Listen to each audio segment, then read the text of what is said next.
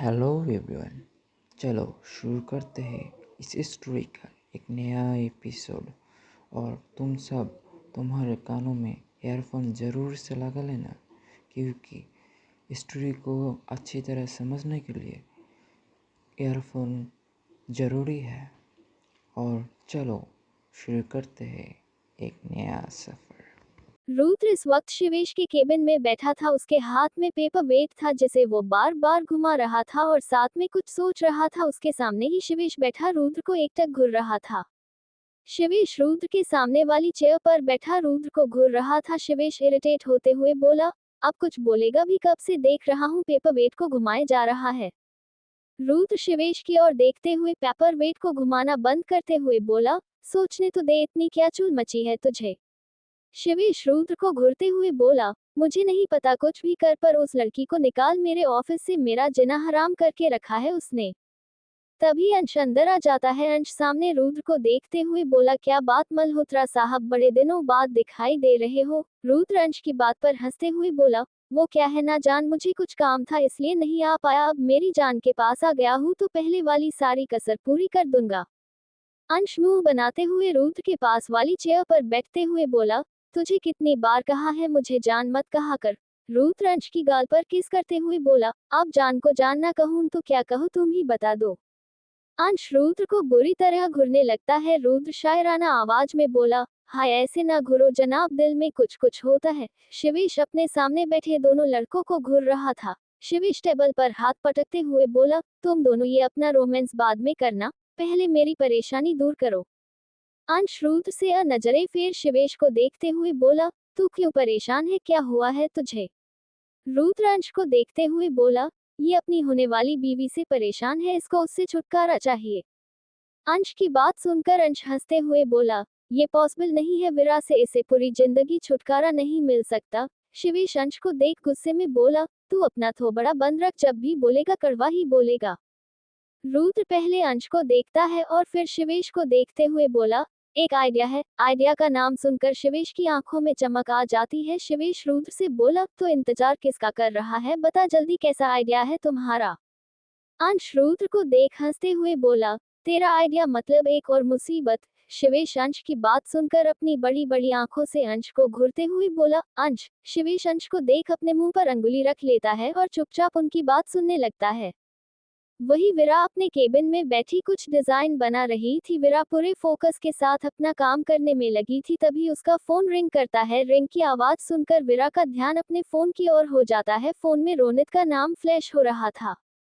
विरा रोनित का कॉल देख उठाते हुए बोली, हाँ बोलो रोनित। रोनित विरा की आवाज सुनकर बोला, मैम वो हमारी ऑस्ट्रेलिया वाली कंपनी में प्रॉब्लम क्रिएट हो गई है, आपको वहां जाना होगा। कैसे हुआ है सब? विरा अपनी सख्त आवाज में बोली। रोनित विरा की आवाज सुनकर बोला, वो आपसे मिलना चाहते हैं, आप 5 सालों से उनसे मिले नहीं हो, इसलिए उन्होंने ही हमारी कंपनी के कुछ प्रोजेक्ट पर काम बंद करवा दिया है। जब तक आप उनसे मिल नहीं लेती तब तक वो उन प्रोजेक्ट पर किसी को भी काम नहीं करने देंगे। विरा एक गहरी सांस लेकर कुछ सोचते हुए रोनित से बोली, तुम आज रात हमारे जाने की तैयारी करो, हम चल रहे हैं। रोनित ठीक है कहकर फोन कट कर देती है और कुछ सोचने लगती है। और कुछ सोचकर विरा अपनी जगह से उठते हुए शिवेश के केबिन की ओर चली जाती है।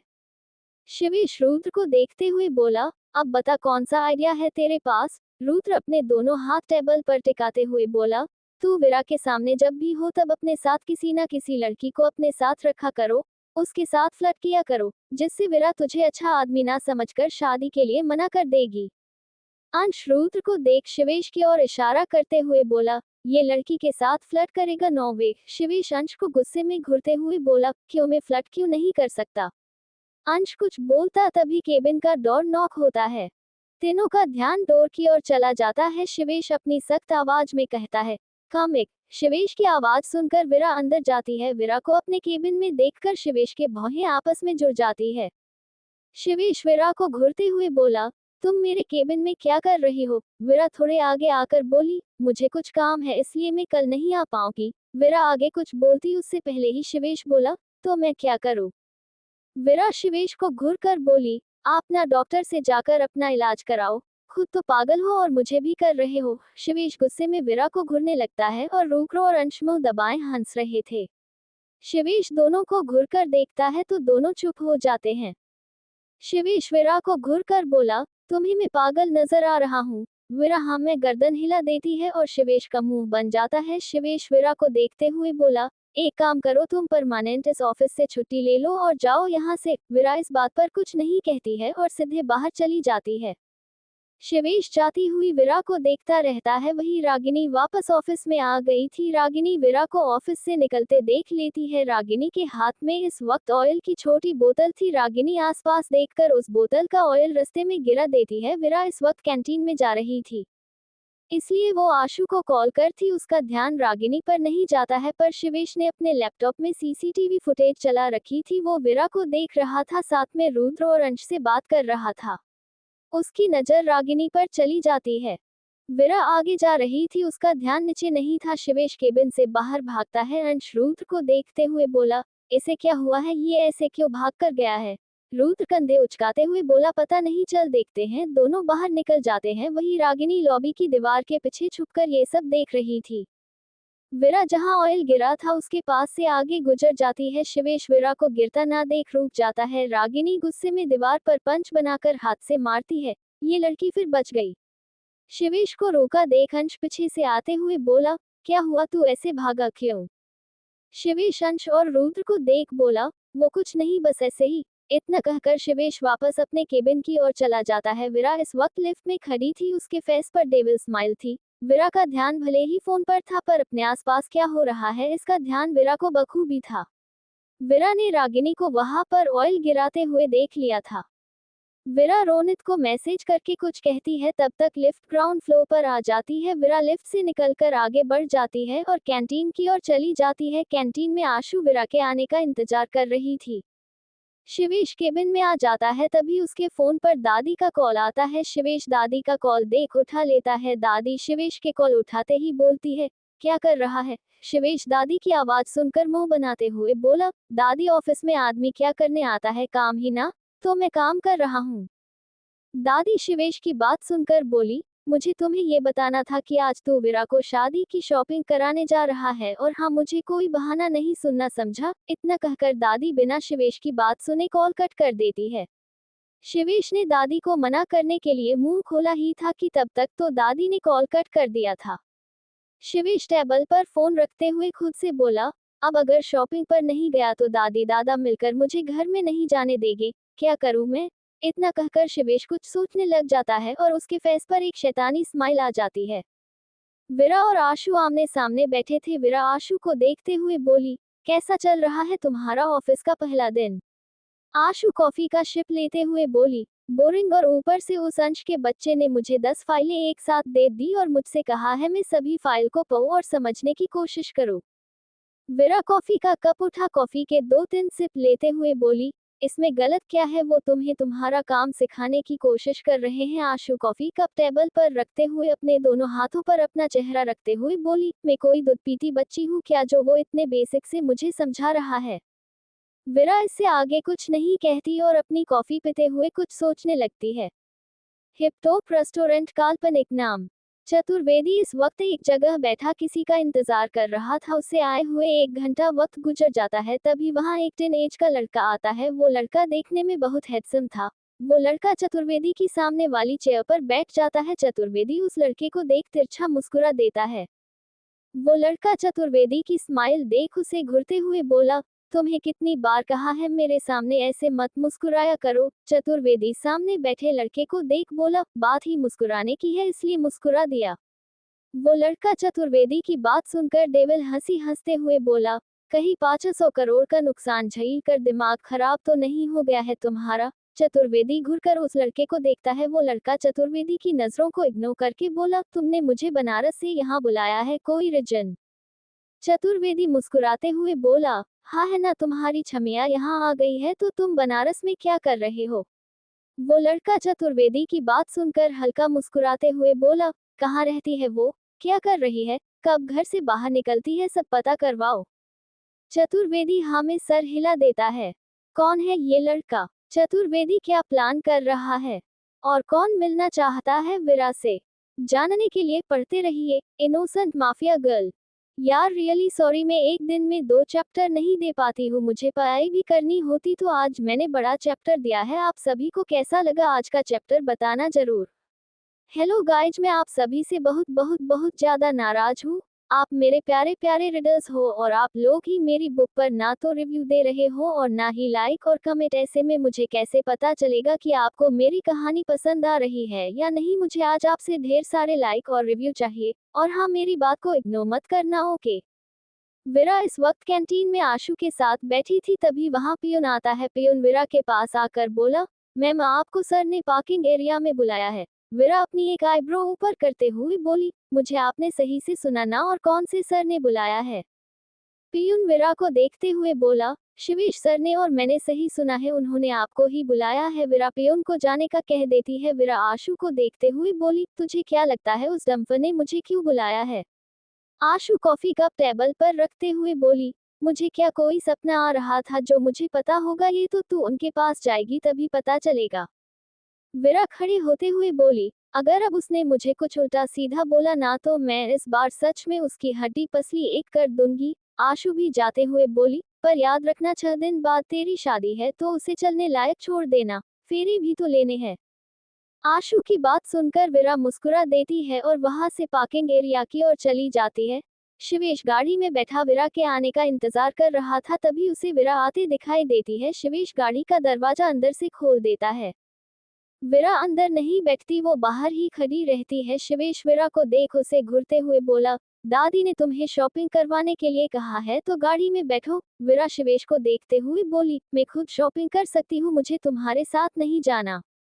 विरा की बात सुनकर शिवेश को गुस्सा आ जाता है। शिवेश गुस्से में विरा को बुरी तरह घूरते हुए बोला, अभी मेरा मुंह लदाई करने का बिल्कुल नहीं है तो चुपचाप गाड़ी में बैठो।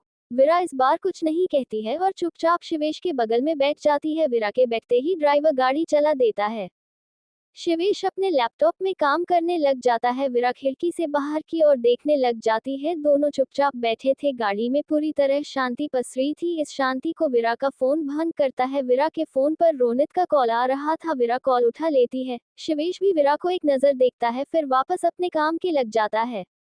विरा की कॉल उठाते ही उधर से रोनित की घबराए आवाज आती है, मैम वो। विरा रोनित की घबराए आवाज सुनकर समझ जाती है कि कुछ तो बुरा हुआ है। विरा अपनी कठोर आवाज में बोली, क्या हुआ है बोलो।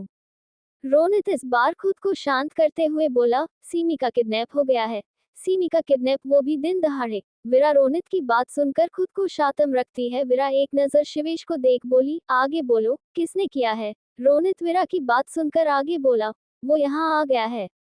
ओके मैं आ रही हूँ, इतना कहकर विरा कॉल कट कर देती है। शिवेश ने विरा के जाने की बात सुन लेता है पर कोई रिएक्ट नहीं करता है और वैसे ही अपना काम करते रहता है। गाड़ी इस वक्त हाईवे पर थी। विरा शिवेश को देखते हुए बोली, मुझे कुछ काम से अर्जेंट जाना है, हम शॉपिंग बाद में कर लेंगे। शिवेश बिना विरा की तरफ देखे अपनी गंभीर आवाज में बोला, मेरे पास इतना फ्री टाइम नहीं, अभी चलना है तो चलो। विरा अपनी तेज कठोर आवाज में गुस्से में ड्राइवर की ओर देखते हुए बोली, गाड़ी रोको, मुझे यही उतरना है। विरा की गुस्से भरी आवाज सुनकर कांप जाता है और खुद को शांत करते हुए बोला, यहाँ हाईवे है, कहाँ जाओगी तुम? विरा शिवेश की ओर गुस्से से लाल आंखों को देखते हुए बोली, तुमसे मतलब? और फिर ड्राइवर को देख गुस्से में चिल्लाते हुए बोली, मैंने कहा गाड़ी रोको। ड्राइवर विरा की आवाज सुनकर डर जाता है और जल्दी से गाड़ी के ब्रेक लगा देता है। विरा बिना वक्त गंवाए गाड़ी से उतर जाती है और रोड की दूसरी साइड चली जाती है। शिवेश जाती हुई विरा को देखते हुए ड्राइवर से बोला, गाड़ी थोड़ा आगे ले जाकर रोक देना। ड्राइवर हाँ में सर हिलाता है और गाड़ी चला देता है। विरा रोनित को कॉल कर उसे पिकअप करने को कहती है। कुछ वक्त में ही वहां रोनित अपनी बाइक लेकर आ जाता है। विरा बाइक पर पीछे बैठ जाती है, रोनित के कंधे पर हाथ रख लेती है। रोनित विरा के बैठते ही बाइक दौड़ा देता है। शिवेश कुछ दूर दूरी पर खड़ा ये देख लेता है। शिवेश मन ही मन विरा पर गुस्सा करते हुए बोला, मुझे पता था तुम एक घटिया लड़की हो और आज तो अपनी आंखों से तुम्हें किसी और के पीछे जाते देख लिया। शिवेश ड्राइवर को चलने का इशारा करता है। ड्राइवर गाड़ी आगे बढ़ा देता है। कॉलेज वैभव पूरे कॉलेज में सीमी को देख चुका था पर उसे सीमी कहीं दिखाई नहीं देती। तभी वहां किट्टू, अनुज और तन्वी आ जाते हैं। अनुज वैभव के कंधे पर हाथ रखने हुए बोला, सीमी कहाँ चली गई ऐसे बिन बताए? वैभव अनुज का हाथ अपने कंधे से हटाते हुए बोला, मुझे पता होता तो मैं उसे ऐसे नहीं ढूंढ रहा होता। वैभव किट्टू को देख आगे कहता है, किट्टू तुम सीमी को कॉल करो, शायद वो तुम्हारा कॉल उठा ले। किट्टू हाँ में सर हिला। किट्टू को कॉल मिला देती है। रिंग तो जा रही थी पर सीमी कॉल नहीं उठा रही थी। किट्टू 4-5 बार सीमी को कॉल मिलाती है पर सीमी कॉल नहीं उठाती। किट्टू वैभव की और ना में गर्दन हिलाते हुए बोली, सीमी कॉल नहीं उठा रही है। वैभव परेशान सा अपनी कमर पर हाथ रख इधर उधर देखता है, शायद उसे सीमी कहीं मिल जाए, पर सीमी वहां होती तो मिलती ना। वही सीमी इस वक्त एक पुरानी बिल्डिंग में चेयर पर बंधी हुई थी। सीमी बेहोश थी। उसके पास एक लड़का बैठा था। वो फोन में वीरा की फोटो देख रहा था। फोटो देखते हुए वो लड़का अपनी जुनूनियत भरी आवाज में बोला, तू ना समझे तो समझाओ किसे, अपनी चाहत का एहसास दिलाओ किसे, तू तो अपनी दुनिया में खुश है, लेकिन मेरा क्या हाल है तेरे बिना बताऊं किसे। उस लड़के की आवाज में एक पागलपन दिखाई दे रहा था। वो लड़का वीरा की फोटो देखते हुए उसे किस कर देता है। तभी बाहर से एक आदमी अंदर आते हुए बोला, सर वो आ गई है। उस आदमी की बात सुनकर उस लड़के के चेहरे पर एक बड़ी सी मुस्कान आ जाती है। वो लड़का चेयर से उठता है और वहां से बाहर चला जाता है। वही वीरा उस बिल्डिंग के बाहर अकेले खड़ी थी। वीरा अपनी पैनी नजरों से उस बिल्डिंग को देखती है और एक गहरी सांस लेकर बिल्डिंग के अंदर चली जाती है। वीरा अंदर जाती है तो उसे ऊपर से नीचे आते हुए वो लड़का दिखाई देता है। वीरा उस लड़के को देख अपने हाथ बांध खड़ी हो जाती है और उस लड़के को देखने लगती है। वो लड़का वीरा के पास आते हुए मुस्कुरा कर बोला, हाय जानेमन कैसी हो। वीरा घुरकर उस लड़के को देखते हुए बोली, अंकेश तुम कब अपनी हरकतों से बाज आने वाले हो। वो लड़का जिसका नाम अंकेश होता है वो वीरा के पास आ जाता है और उसके सामने झुकते हुए बोला, जब तक इस नाचीज में जान है तब तक ये अपनी जानेमन को अपने पास बुलाने के लिए ऐसी हरकतें करता रहेगा। वीरा गुस्से में उस लड़के को घूरते हुए देखने लगती है। वो लड़का खड़ा हो मुस्कुराते हुए है, अब ऐसे घुर क्या रही हो, चतुर्वेदी ने मुझे इन्फॉर्म करके बुलाया है, अगर मैं नहीं आता तो हमारा प्लान कैसे सक्सेसफुल होता। तो सीमी को किडनैप क्यों किया तुमने। वीरा घुरते हुए बोली। अंकेश टेढ़ा म्यां मुंह बनाते हुए बोला, अगर नहीं करता तो क्या तुम मुझसे मिलने आती। ऑफ कोर्स तुम नहीं आती, इसलिए तुम्हें बुलाने के लिए ऐसा करना पड़ा। वीरा अंकेश को बुरी तरह घुरने लगती है। अंकेश वीरा के ऐसे घुरने से हड़बड़ा जाता है। अंकेश जबरदस्ती हंसते हुए बोला, हाँ हाँ हाँ वो मुझे तुमसे बात करनी थी तो मैंने ऐसा कर दिया, अगली बार पक्का सीमी को इन सब से दूर रखूंगा, यही तुम्हारे लिए अच्छा होगा। वीरा अंकेश को देखते हुए बोली। तभी वहां रोनित भी आ जाता है। रोनित अंकेश को देखते हुए बोला, आते ही अपनी हरकतों पर उतर आया तू। अंकेश मुंह बनाते हुए बोला, तो मैं क्या करूं, तुम लोग मुझे अपने साथ नहीं रखते हो और अलग अलग मिशन के लिए दुश्मनों से हाथ मिलाने को कह देते हो, यही तुम्हारे लिए अच्छा होगा। वीरा अंकेश को देखते हुए बोली। तभी वहां रोनित भी आ जाता है। रोनित अंकेश को देखते हुए बोला, आते ही अपनी हरकतों पर उतर आया तू। अंकेश मुंह बनाते हुए बोला, तो मैं क्या करूं, तुम लोग मुझे अपने साथ नहीं रखते हो और अलग अलग मिशन के लिए दुश्मनों से हाथ मिलाने को कह देते हो। वीरा अंकेश को इग्नोर कर रोनित को देखते हुए बोली, ऊपर सीमी है, उसे घर लेकर जाओ, मैं आती हूँ बाद में। रोनित हाँ मैं सर हिला अंकेश को देख ऊपर चला जाता है जहाँ सीमी को रखा गया था। वही शिवेश ऑफिस न जाकर सीधा घर चला जाता है। दादी मानसी जी और विशाखा जी लिविंग रूम में बैठे आपस में बात कर रहे थे। मानसी जी शिवेश को अंदर आते हुए देख लेती है। मानसी जी शिवेश को आवाज लगाते हुए बोली, शिवेश आज इतने जल्दी घर आ गए तुम। शिवेश मानसी जी की आवाज सुनकर उनके पास जाते हुए बोला, वो आज ऑफिस में कुछ कम काम था और वीरा को शॉपिंग के लिए लेकर जा रहा था, उसे कुछ काम था तो वो नहीं जा पाई तो मैं घर आ गया। दादी शिवेश को अपनी पैनी नजरों से देखते हुए बोला, तू सच कह रहा है ना। शिवेश दादी की बात सुनकर उन्हें देखते हुए बोला, और आपको ऐसा क्यों लग रहा है मैं झूठ बोल रहा हूँ। विशाखा जी शिवेश की बात का जवाब देते हुए बोली, वो क्या है ना शिवेश, तुम वीरा से इतना चिढ़ते हो तो हमें यकीन नहीं हो रहा है कि तुम वीरा को शॉपिंग पर लेकर जा सकते हो। शिवेश विशाखा जी को देख नाराजगी भरे लहजे में बोला, मतलब मेरे घर वालों को मेरी बात पर यकीन नहीं है। शिवेश की बात सुनकर दादी विशाखा जी और मानसी तीनों हाँ में गर्दन हिला देते हैं। शिवेश तीनों की हाँ देखकर चिढ़ते हुए वहां से चला जाता है। उसके जाते ही तीनों हंसने लग जाते हैं। शिवेश की बात सुनकर दादी विशाखा जी और मानसी तीनों हाँ में गर्दन हिला देते हैं। शिवेश तीनों की हाँ देखकर चिढ़ते हुए वहां से चला जाता है। उसके जाते ही तीनों हंसने लग जाते हैं। आशु इस वक्त अंश के साथ उसके केबिन में बैठे काम कर रही थी। अंश आशु को बिजनेस के रूल और कुछ बेसिक डिटेल समझा रहा था। आशु इन सब से बोर हो गई थी पर वो अंश को कुछ नहीं कहती। तभी उनके केबिन में रुद्र आ जाता है। रुद्र आशु को सामने देख शैतानी मुस्कान मुस्कुराते हुए बोला, हेलो मिस चंदन। आशु रुद्र को घूरते हुए देखती है। अंश रुद्र को देख नासमझी में बोला, यह मिस चंदन कौन है? आशु इस वक्त अंश के साथ उसके केबिन में बैठे काम कर रही थी। अंश आशु को बिजनेस के रूल और कुछ बेसिक डिटेल समझा रहा था। आशु इन सब से बोर हो गई थी पर वो अंश को कुछ नहीं कहती। तभी उनके केबिन में रुद्र आ जाता है। रुद्र आशु को सामने देख शैतानी मुस्कान मुस्कुराते हुए बोला, हेलो मिस चंदन। आशु रुद्र को घूरते हुए देखती है। अंश रुद्र को देख नासमझी में बोला, यह मिस चंदन कौन है? रुद्र मुस्कुराते हुए आशु के पास वाली चेयर पर बैठ जाता है। रुद्र मुस्कुराते हुए आशु को देखते हुए कुछ बोलने को हुआ कि आशु जल्दी से बोली, वो अंश सर चंदन मेरे फोन का नाम है और रुद्र सर की वजह से वो टूट गया और तब से रुद्र सर मुझे चंदन ही कह रहे हैं। आशु ये सब बातें बोलते वक्त बहुत ही मासूम लग रही थी। अंश तो आशु की मासूमियत में खो सा गया था। रुद्र अंश को ना बोलता देख उसकी तरफ देखता है तो अंश एकटक आशु को देखे जा रहा था। रुद्र मुस्कुराते हुए अपना गला साफ करता है तब जाकर अंश अपने होश में आता है। आशु दोनों के लिए कॉफी लाने चली जाती है। रुद्र आशु के जाते ही अंश को देख एक शैतानी मुस्कान मुस्कुराते हुए बोला, लगता है मिस चंदन पर दिल आ गया है तुम्हारा। अंश रुद्र को घुरता हुआ बोला, ऐसी कोई बात नहीं है। रुद्र अंश की ओर स्माइल करते हुए बोला, मुझे तो ऐसा ही लग रहा है जिस तरह से तू आशु को देख रहा था। मैं क्या बच्चा भी बता देता तुम्हारे दिल में इस वक्त क्या चल रहा है। अंश रुद्र को घूरते हुए बोला, तू बकवास करने आया है क्या? यहाँ मुझे इस बारे में कोई बात नहीं करनी है। रुद्र अंश को देख कुछ नहीं बोलता है और चुपचाप बैठकर अंश को घूरने लग जाता है। विरा अंकेश के साथ उस बिल्डिंग की टेरेस पर खड़ी थी। रोनित सीमी को लेकर घर चला गया था। विरा अंकेश से कुछ दूर खड़े होकर कुछ सोचते हुए बोली, तो मैंने चतुर्वेदी से जानने की कोशिश की उसके साथ और कौन मिला हुआ है। अंकेश विरा को एकटक देखे जा रहा था। विरा की बात सुनकर वो उसे वैसे ही देखते हुए बोला, नहीं मैंने उसका पार्टनर बन गया हूँ पर कभी भी वो मेरे सामने किसी से बात तक नहीं करता है। उसे अब भी मुझ पर विश्वास नहीं हो रहा है और ऊपर से उसे आप पर भी शक है कि आप ही क्वीन हो।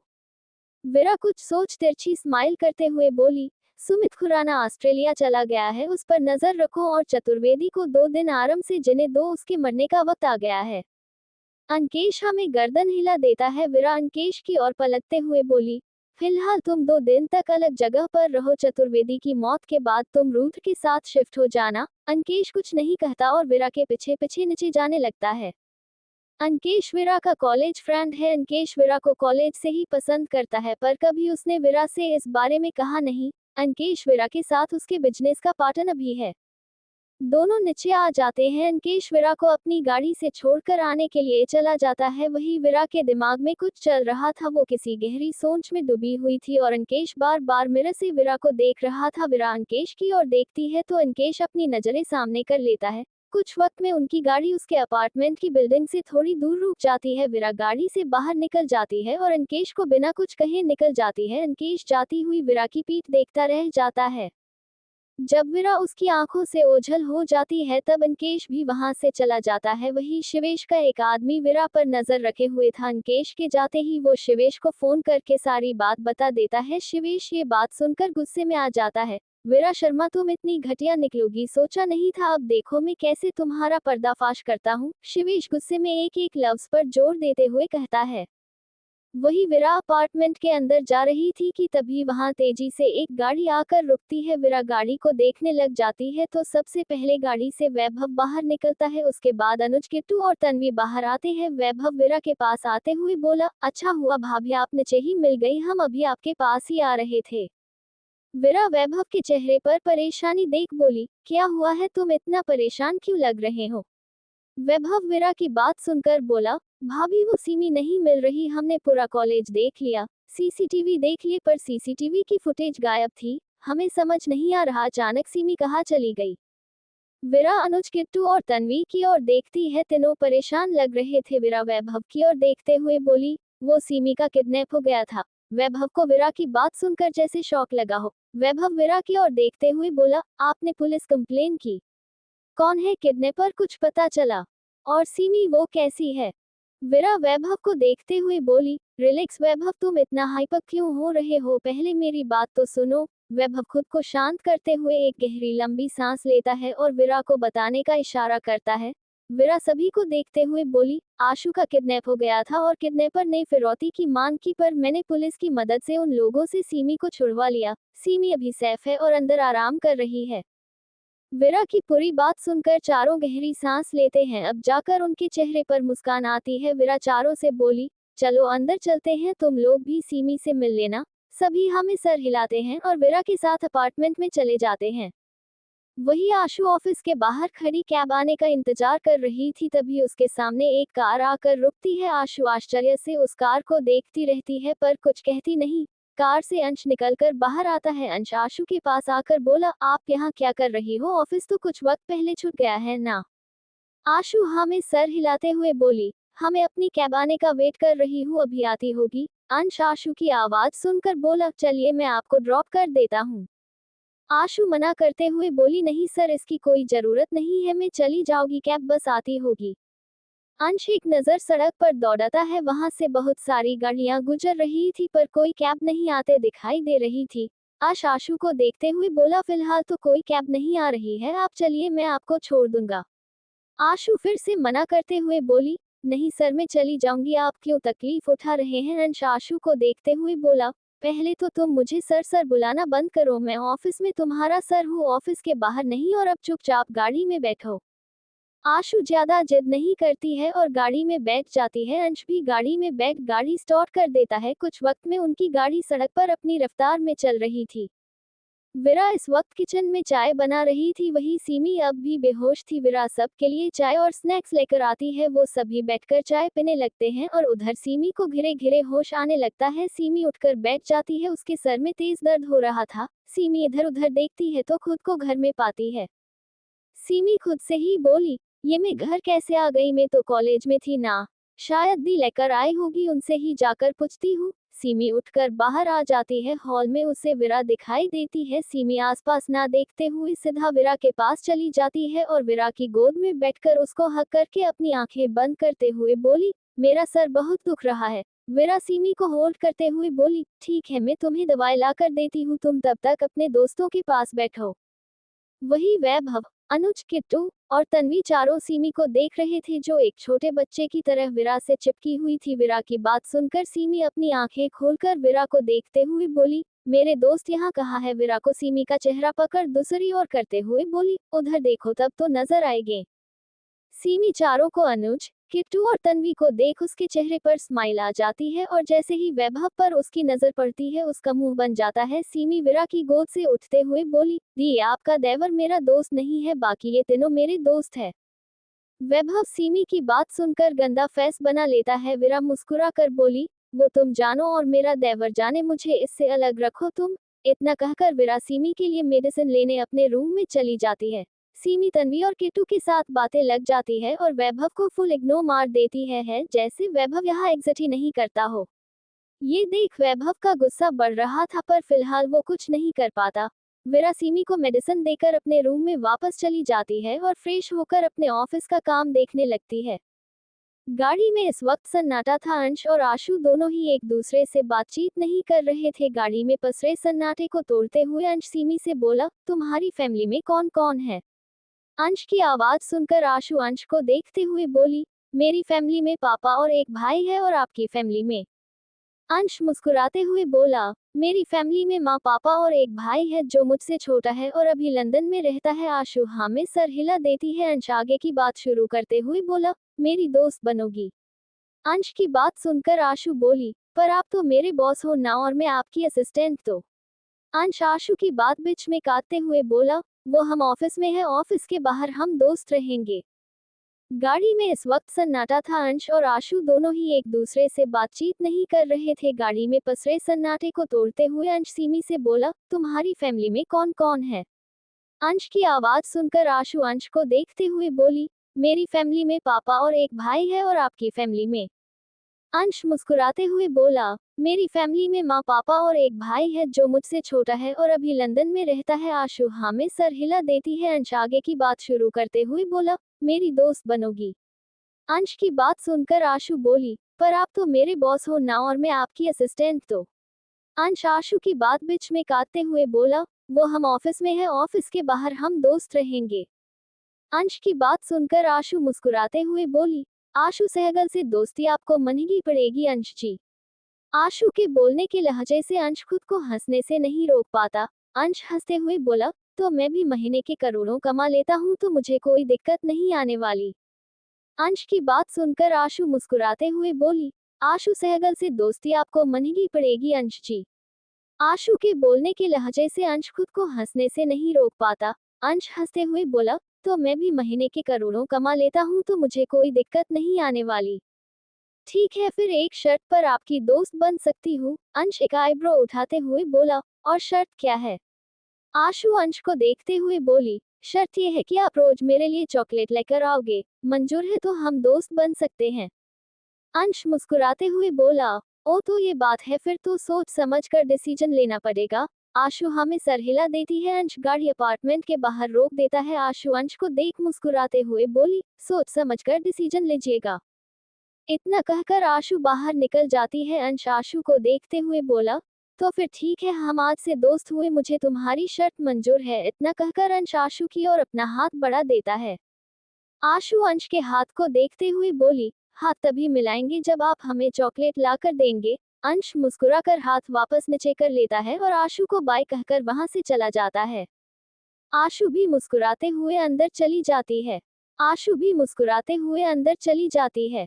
लिविंग रूम में सीमी के दोस्तों और वैभव को देखते हुए बोली, हाय दीदी के देवर कैसे हो? आशु की आवाज सुनकर वैभव मुस्कुराते हुए बोला, हम भैया है भैया साली। सीमी आशु की ओर देखते हुए बोली, आशु दी आप आ गई? आशु मुस्कुराते हुए सीमी के बाल बिगाड़ते हुए बोली, नहीं बच्चा, अभी बाहर हूँ। आशु की बात सुनकर सभी के फेस पर हंसी आ जाती है। सीमी मुंह बनाते हुए आशु का हाथ हटाते हुए बोली, क्या आशु दी आप भी ना चलो, आपको मैं अपने दोस्तों से मिलवाती हूँ। आशु सीमी के पास सोफे पर बैठ जाती है। सीमी आशु को किट्टू, अनुज और तन्वी से मिलवाती है। वैभव को फिर से इग्नोर मार देती है। ये देख वैभव अंदर ही अंदर जलभुन रहा था। कुछ देर में सभी जाने को हुए पर सीमी उन्हें जाने ही नहीं दे रही थी। किट्टू सीमी को ऐसे जिद करता देख बोली, सीमी अभी हम जाते हैं यार, लेट हो रहा है, घर जाते ही डांट पड़ने वाली, अगली बार पक्का हम ज्यादा देर रुकेंगे तेरे पास। सीमी ना चाहते हुए भी उनको जाने देती है और उनको नीचे तक छोड़ने जाती है। सीमी लिफ्ट में सबसे पहले जाती है, उसके पीछे किट्टू। जाने को हुई कि वैभव उन्हें इशारा कर सीढ़ियों से जाने का कह देता है। तीनों वैभव की बात समझ जाते हैं कि वैभव को सीमी से बात करनी है। सीमी के साथ वैभव लिफ्ट में आ जाता है और वो तीनों सीढ़ियों से नीचे जाने लगते हैं। वैभव बटन बंद कर देता है। सीमी वैभव को देख गुस्से में बोली, अरे वो तीनों भी तो आने वाले हैं, तुम बंद क्यों कर रहे हो? वैभव सीमी की ओर देख एक तिरछी मुस्कान कर सीमी की कमर पकड़ खुद से सटा लेता है। सीमी वैभव का हाथ कमर से हटाते हुए बोली, छोड़ो मुझे, ये तुम क्या कर रहे हो? वैभव सीमी की कमर को और कसके पकड़ खुद की सटाते हुए बोला, तुम मुझे इग्नोर क्यों कर रही हो? सीमी वैभव को खुद को छुड़ाते हुए बोली, तुम छोड़ो मुझे तुम्हारे साथ कोई बात नहीं करनी है। वैभव सीमी के झुके हुए चेहरे को प्यार से देखते हुए बोला, और तुम्हें मुझसे कोई बात क्यों नहीं करनी है?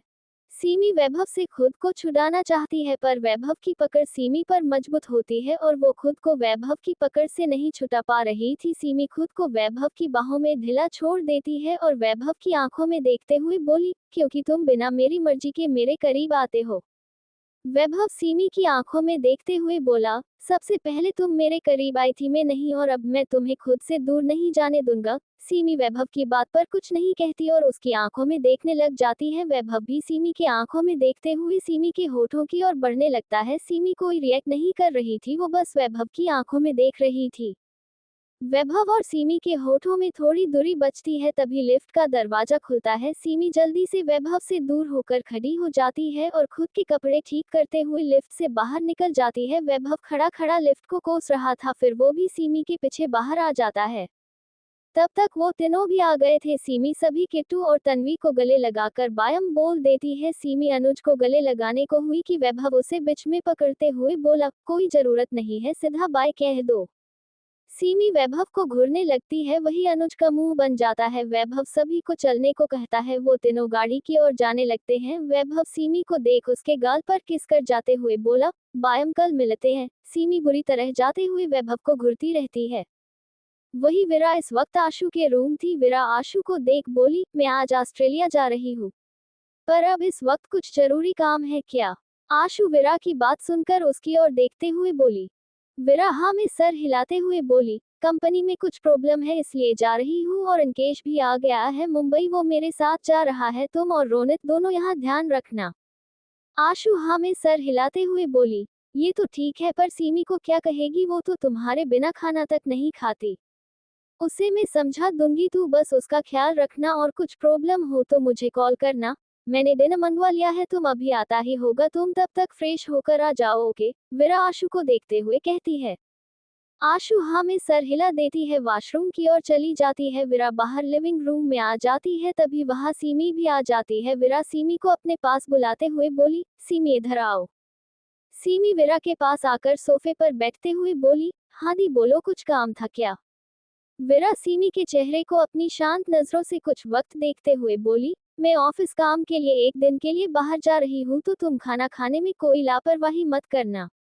सीमी नहीं में सर हिलाते हुए बोली, नहीं मैं भी आपके साथ चलूंगी फिर। विरा एक गहरी सांस लेती है। विरा को अच्छे से पता था कि सीमी को मनाना कितना मुश्किल रहने वाला है। विरा एक गहरी सांस छोड़ते हुए सीमी का चेहरे पर हाथ रखते हुए बोली, सीमी ये अच्छी बात नहीं है, मैं काम से जा रही हूँ, घुमाई करने नहीं, और फिर एक दिन की तो बात है। सीमी नाराज होते हुए सर झुका लेती है। उसको बिल्कुल भी अच्छा नहीं लग रहा था। बात भले ही एक दिन की हो, पर जब तक सुबह और शाम विरा की आवाज नहीं सुनती तो उसका मन नहीं लगता है। पर अपनी वजह से वो विधानसभा के काम पर इफेक्ट पड़ता नहीं देख सकती थी।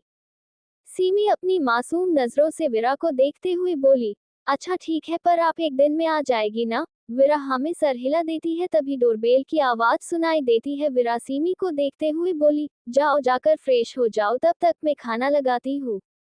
सीमी हमें सर हिला अपने रूम में चली जाती है। वही विरा गेट ओपन करती है तो सामने डिलीवरी बॉय खड़ा था। विरा डिलीवरी बॉय से खाना लेती है और किचन में चली जाती है। वही शिवेश इस वक्त अपने रूम बैठा अपना काम कर रहा था। तभी शिवेश के फोन पर रुद्र का कॉल आता है। रुद्र शिवेश को देखते हुए बोला, वीएस कंपनी के साथ डील करना चाहता है ना? शिव रुद्र की आवाज सुनकर बोला, हाँ, पर उनका कोई जवाब नहीं मिला मुझे, मैंने मेल कर दिया था। रुद्र शिवेश की बात सुनकर बोला, तो चल रेडी हो जा, 1 घंटे में हम दोनों ऑस्ट्रेलिया जा रहे हैं। ऑस्ट्रेलिया पर क्यों? शिवेश रुद्र की बात सुनकर हैरान होते हुए बोला। रुद्र शिवेश की बात सुनकर इरिटेट होते हुए बोला, यार तू कितने सवाल पूछता है, मुझे लगता है तुमने बिजनेस में गलत कदम रखा है। अगर तू वकील बनाता ना तो अब तक ना जाने कितने केस फ्री कर देता। बकवास करना बंद कर, मैं आ जाऊंगा एयरपोर्ट, तुम लेट मत करना। शिवेश रुद्र की बातें सुनकर इरिटेट होते हुए बोला। रुद्र हाँ कहकर कॉल कट कर देता है। शिवेश अपना कुछ जरूरी सामान बैग में डालने लगता है। वैभव घर आ जाता है और सीधा अपने कमरे में चला जाता है और आज के दिन के बारे में सोचने लगता है। कितना डर गया था वो जब कॉलेज में उसे सीमी नहीं मिली थी। उसका दिल किसी अनहोनी से घबरा रहा था और फिर वो सीमी से हुई बातें याद करके मुस्कुरा देता है। वैभव खुद से बोला, भाई को बताना चाहिए क्या आज सीमी का किडनैप हो गया था? फिर कुछ सोच खुद से ही बोला, नहीं, भाभी ने भाई को बता दिया होगा, और वैसे भी सीमी तो इस वक्त बिल्कुल ठीक है, नहीं बताना चाहिए। वैभव अपने दिमाग में आए ख्यालों को झटकते हुए वॉशरूम की ओर चला जाता है। शिवेश पैकिंग कर तैयार हो जाता है और मानसी जी के पास उन्हें बताने चला जाता है। मानसी जी इस वक्त बेड पर बैठी एल्बम देख रही थी। ये उनके शादी की एल्बम थी। मानसी जी एक फोटो देख रही थी जिसमें वो खुद और उनके साथ उनके पति अशोक जी को थी। मानसी जी उस फोटो पर प्यार से हाथ फेरती है। उनकी आंखों में इस वक्त नमी थी। मानसी जी फोटो को देखते हुए बोली, आपको गए हुए 17 साल हो गए हैं, एक दिन भी ऐसा नहीं गया जिसमें हमने आपसे बात ना की हो। आपको पता है शिवेश की होने वाली वाइफ विरा, वो एक बहुत अच्छी लड़की है, और हमारा शिवेश जब भी विरा से झगड़ता है वो बिल्कुल छोटा बच्चा बन जाता है, और कुछ दिन बाद तो उनकी शादी होने वाली है। पर अगर आप, मानसी जी आगे कुछ बोलती तभी उन्हें डोर नॉक की आवाज सुनाई देती है। मानसी जी अपने आंखों में आई नमी जल्दी से पोंछती है और एल्बम बंद कर उसे अपनी साड़ी के पल्लू के नीचे रख पीछे पलटती है तो वहां उसे शिवेश खड़ा दिखता है। मानसी जी शिवेश को अंदर बुला लेती है। शिवेश अंदर आ जाता है और अपनी माँ के पास बैठ जाता है। मानसी जी शिवेश को देखते हुए बोली, शिवेश तुम यहाँ कुछ काम था क्या? शिवेश हाँ में सर हिलाते हुए बोला, हाँ वो मुझे आपको बताना था कि मैं ऑस्ट्रेलिया जा रहा हूँ, 2 दिन के लिए जरूरी काम है। मानसी जी शिवेश को देख चिंता में बोली, पर इस वक्त बेटा अभी तो तुम्हारी शादी है और ज्यादा दिन भी नहीं बचे हैं हमारे पास। शिवेश मानसी जी को गले लगाते हुए बोला, मैं बस 2 दिन के लिए जा रहा हूँ और शादी में अभी भी 6 दिन बाकी है। इतना कहकर शिवेश मानसी जी पैर छूकर आशीर्वाद लेकर चला जाता है। अपने रूम से अपना सामान लाकर हॉल रखता है तो एक नौकर उनका सामान गाड़ी में रख देता है और शिवेश की गाड़ी एयरपोर्ट के लिए रवाना हो जाती है। मैंने एक कॉन्टेस्ट में भाग लिया है तो आप लोग प्लीज सपोर्ट करना। मैं नोवेल की समरी लिख रही हूँ, आप बताना कैसी है। वही विरा भी एयरपोर्ट जाने के लिए तैयार हो जाती है। विरा ने ब्लैक जींस व्हाइट टॉप पहना था, उसके ऊपर व्हाइट ओवरकोट पहन रखा था। विरा आशु के गले लगती है। सीमी उदास हुए खड़ी थी। विरा सीमी को उदास देख उसके गले लगते हुए बोली, तुम ऐसे उदास रहोगी तो मैं काम में मन नहीं लगा पाऊंगी। सीमी विरा की बात सुनकर मुस्कुराते हुए बोली, मैं नहीं हो रही उदास, आप जल्दी आना। विरा हाँ में सर हिला देती है और सीमी के माथे पर किस करते हुए बोली, टाइम पर खाना खा लेना और अपना ख्याल रखना, ओके। सीमी हाँ में सर हिला देती है। विरा अपनी बैग लेकर अपार्टमेंट से निकल जाती है। नीचे रोनित गाड़ी में विरा का इंतजार कर रहा था। विरा गाड़ी में बैठ जाती है। कुछ दूर आगे चलने पर उन्हें अंकेश भी मिल जाता। अंकेश गाड़ी में रोनित के पास बैठ जाता है। कुछ वक्त में उनकी गाड़ी एयरपोर्ट पर पहुंच जाती है। विरा गाड़ी से बाहर निकलती है। उसने अपने सर पर ब्लैक कैप और चेहरे पर ब्लैक मास्क लगा रखा था। अंकेश ने भी अपने चेहरे पर मास्क लगा लिया था। उधर शिवेश की कार भी एयरपोर्ट पर पहुंच जाती है। शिवेश ने ब्लू पैंट के साथ व्हाइट शर्ट पहन रखा था। शिवेश ने ब्लैक ओवरकोट पहन रखा था। आंखों पर ब्लैक सेट्स लगाए हुए थे, हल्की हल्की बियर्ड। शिवेश इस लुक में बहुत ज्यादा हैंडसम लग रहा था। आसपास की लड़कियों की नजर तो शिवेश से हट ही नहीं रही थी। शिवेश के साथ रुद्र भी आ रहा था। दोनों एयरपोर्ट के अंदर जाने लगते हैं और इधर विरा और अंकेश जा रहे थे। विरा और अंकेश को साथ में देख और उनका लुक देख आसपास खड़े लोग इम्प्रेस हो रहे थे। विरा इस लुक में एक माफिया लेडी लग रही थी, पर लोगों को क्या पता यही माफिया क्वीन है। Winking face. शिवेश की नजर अंकेश और विरा पर चली जाती है, पर वो इग्नोर कर देता है। शिवेश को ऐसा लगता है जैसे उसने इस लड़की को कहीं देखा है। शिवेश याद करने की कोशिश करने लगता है, पर उसे याद ही नहीं आ रहा था। बहुत याद करने के बाद शिवेश की आंखों के सामने एक तस्वीर आ जाती है, बाइक वाली लड़की, मतलब क्वीन। शिवेश की हैरानी में आंखें बड़ी हो जाती है। शिवेश उस और दोबारा देखते हुए बोला, रुद्र मैंने यहाँ क्वीन को देखा है, यहाँ वही बाइक वाली लड़की थी। रुद्र इधर उधर देखते हुए बोला, कहा है और तुझे पक्का यकीन है तुमने उन्हें ही देखा है? यार मैं क्यों झूठ बोलने लगा, मैंने सच में देखा है उसे। यहाँ तू इधर देख, मैं उधर देखता हूँ। और हाँ, उसने व्हाइट ओवरकोट पहन रखा है, ब्लैक कैप है, खुले बाल। रुद्र हमें सर हिलाकर इधर उधर देखने लगता है। वही विरा इस वक्त अपने प्राइवेट जेट के पास खड़ी थी। जेट उड़ने के लिए रेडी था। विरा और अंकेश जेट के अंदर बैठ जाते हैं और जेट उड़ान भर लेता है। वही शिवेश और रुद्र एयरपोर्ट पर सभी जगह देख लेते हैं, पर उन्हें क्वीन कहीं भी नजर नहीं आती। तभी उनकी फ्लाइट अनाउंस हो जाती है। शिवेश और रुद्र अंदर की ओर चले जाते हैं। उनकी सीट बिजनेस क्लास में बुक की गई थी। शिवेश और रुद्र बिजनेस क्लास में जाकर बैठ जाते हैं। कुछ वक्त बाद उनकी फ्लाइट भी उड़ान भर लेती है। वही सीमी उदास सी आशु के गले लगकर टीवी देख रही थी। आशु सीमी के सर को प्यार से सहला रही थी। टीवी में डोरेमोन चल रहा था। सीमी कार्टून देखते देखते ही सो जाती है। आशु को जब सीमी की भारी सांसों की आवाज सुनाई देने लग जाती है तो आशु समझ जाती है कि सीमी सो गई है। आशु सीमी घिरे से खुद से अलग करती है और खड़े होकर सीमी को गोद में उठा लेती है। आशु और विरा के लिए सीमी को उठाना ज्यादा मुश्किल नहीं था। दोनों ने बहुत कठिन ट्रेनिंग की है, जिसमें उन्होंने बहुत भारी भारी सामान उठाया था। उसके मुकाबले सीमी का वजन बहुत कम था। आशु सीमी को गोद में उठा के उसके कमरे में ले जाती है और बेड पर लेटा देती है। सीमी को अच्छे से ब्लैकेट से कवर उसके माथे को प्यार से चूम लेती है। सीमी के फेस पर एक प्यारी सी स्माइल आ जाती है। आशु सीमी को देख मुस्कुराते हुए विरा को मैसेज करके बता देती है कि सीमी सो गई है। विरा और अंकेश 13 घंटे का सफर पूरा करने बाद ऑस्ट्रेलिया पहुंच गए थे और अंकेश 13 घंटे का सफर पूरा करने बाद ऑस्ट्रेलिया पहुंच गए थे। इस समय ऑस्ट्रेलिया में शाम के 4 बजे थे। विरा और अंकेश एयरपोर्ट से बाहर आते हैं तो उनके लिए बाहर पहले से ही कार खड़ी थी, उसके पास ही कुछ बॉडीगार्ड भी खड़े थे। विरा को देखते ही वो उसके सामने झुककर स्वागत करते हैं। विरा कार में बैठ जाती है, अंकेश ड्राइवर के पास वाली सीट पर बैठ जाता है। विरा की गाड़ी में बैठते ही गाड़ी ऑस्ट्रेलिया की सड़कों पर चलने लगती है। 1 घंटे के सफर के बाद विरा की कार एक बड़े से बंगलो में एंटर करती है। वो बंगाल बहुत ही सुंदर था। विरा कुछ वक्त उस बंगले को बाहर से निहारती है और फिर अंदर चली जाती है। अंदर जाते ही विरा को एक चंपल आकर लगती है। विरा पीछे की ओर पलट जाती है। अंकेश विरा को देख हंस देता है। विरा अंकेश को घूरते हुए बोली, तू कुछ ज्यादा ही नहीं हंस रहा, अंदर चल, तेरी भी पिटाई जरूर होने वाली है और अगर ना हुई तो मैं तो हूं ना तुझे पिटने के लिए। अंकेश मुंह बनाते हुए बोला, पता है मुझे, इसलिए तो खुलकर नहीं हंसा। अब माफिया क्वीन को चप्पल पड़ रही है, ये देख तो किसी को भी हंसी आ सकती है।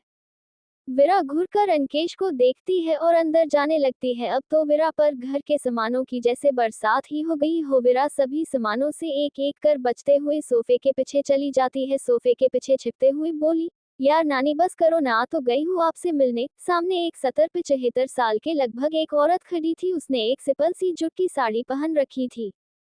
वो औरत गुस्से में सोफे पर से पिलो उठाकर विरा पर फेंकते हुए बोली, हम आपको जबरदस्ती ना बुलाए तो आप आती ही नहीं। विरा पिलो कैच करके वापस सोफे पर रखते हुए बोली, यार नानी, काम भी तो करना होता है, हमें ये नहीं कि पास में ही आपका घर है और हम आ जाए। 13 घंटे का सफर करना पड़ता है। अब भी नहीं आती तो अब क्यों आए हैं फिर? नानी चिल्लाते हुए विरा से बोली और पास में रखा शॉपिस उठाकर विरा की ओर फेंक देती है। अंकेश वही खड़ा विरा को देख हंस रहा था। विरा सोफे के पीछे छिपते हुए जोर से आवाज लगाती है, यार मामू, मामी कहाँ छिपे, आप दोनों बाहर आओ। मैंने कहा था ना नानी को मत बताना, पर मामू आपके पेट में कोई बात नहीं पचती, बाहर आइए आप। नानी विरा के पास आकर उसका कान पकड़ खड़े करते हुए बोली, उसे क्यों दोष दे रही है तू? एक खुद मुझसे मिलने नहीं आती और ऊपर से मेरे बेटे को धमका रही है। विरा अपना कान नानी से छुड़वाते हुए बोली, नानी यार दुख रहा है, आपने जोर से पकड़ रखा है। तभी उनके पीछे से एक आदमी की आवाज आती है, हाँ तो दुखना भी चाहिए, आप ही हमसे मिलने नहीं आती हो तो उसकी सजा तो आपको मिलनी चाहिए। विरा बिना पीछे मुंडे उस आदमी से बोली, मामू प्लीज यार, आप तो समझने की कोशिश करो, नानी को समझाओ ना। नानी विरा का कान छोड़कर उसके सर पर चपत लगाते हुए बोली, शर्म कर कुछ, अपने मामा को यार कौन बोलता है भला। विरा अपने कोट की कॉलर ऊपर उठाते हुए बोली, हम करते हैं। विरा की बात पर नानी और मामा दोनों मुस्कुरा देते हैं। विरा नानी को देख उनके गले लगते हुए बोली, कैसे हो आप? नानी मुस्कुराते हुए विरा के सर पर हाथ फेरते हुए बोली, हम बिल्कुल ठीक है, आप सीमी को अपने साथ क्यों नहीं लेकर आई? विरा मामू के गले लगते हुए बोली, क्योंकि आप सब मेरे साथ भारत जा रहे हो इसलिए मैं उसे नहीं लेकर आए, आपको देखकर उसके चेहरे पर जो खुशी होगी वही देखना है मुझे है। मामा जी विरा के सर पर प्यार से हाथ फेरते हुए गेट की ओर देखते हुए बोले, अब आपका गेट पर खड़ा रहने का इरादा है या अंदर भी आएंगे आप? अंकेश मामा जी बात पर मुस्कुराते हुए अंदर आते हुए बोला, मैं तो दादी की मार से बच रहा था, बस अब दादी शांत नजर आ रही है तो मैं आ गया। नानी टेढ़ा मेढ़ा मुंह बनाते हुए दूसरी ओर करते हुए बोली, हम आपसे अभी भी नाराज हैं। अंकेश अपने पीछे छिपाए डिब्बे को नानी के आगे करते हुए बोला, अब इसे देखकर ही क्या आप हमसे नाराज रहने वाली है? दादी चोर नजर से डिब्बे को देखते हुए मुस्कुरा देती है और डिब्बा अंकेश के हाथ से लेते हुए बोली, आप अच्छी तरह से हमारी नाराजगी दूर करना सीख गए हैं। विरा अंकेश को घूरते हुए बोली, ये तो तू मुझे भी बता सकता था कि नानी सोनपापी देखते ही खुश हो जाएगी। तभी मामी किचन से चाय और स्नैक्स लेकर आते हुए बोली, अगर आपको बता देता तो खुद को कौन बचाता। विरा मामी को देख उनके पास चली जाती है। मामी चाय और स्नैक्स टेबल पर रखते हुए विरा को गले लगाते हुए बोली, कैसे है आप? विरा मुस्कुराते हुए बोली, परफेक्ट एंड फाइन। सभी मुस्कुराते हुए चाय पीने के लिए बैठ जाते हैं। वही बेचारे नौकर घर में आए भूकंप को सही करने लग जाते हैं। नानी चाय का एक सिप लेते हुए बोली, तो आपने फैसला कर लिया है शादी करने का? अंकेश ने चाय का जो सिप लिया था नानी की बात सुनकर जैसे उसके गले में ठहर गया हो। अंकेश मुश्किल से उस घूंट को गटकता है। विरा नानी की बात सुनकर सीरियस हो जाती है और नानी की ओर देखते हुए बोली, आपको तो पता है हम शादी नहीं करना चाहते, पापा हमारी शादी उस लड़के से तय करके गए हैं तो हम उसे मना भी नहीं कर सकते। अब तो अंकेश के गले से चाय उतर ही नहीं रही थी। अंकेश के दिल में बहुत दर्द महसूस हो रहा। वीरा शादी कर रही है, ये सुनकर ही अंकेश के आत्मा ने जैसे उसके शरीर का साथ छोड़ दिया हो, पर अंकेश जैसे तैसे खुद को नॉर्मल करता है और उनकी आगे की बात सुनने लगता है।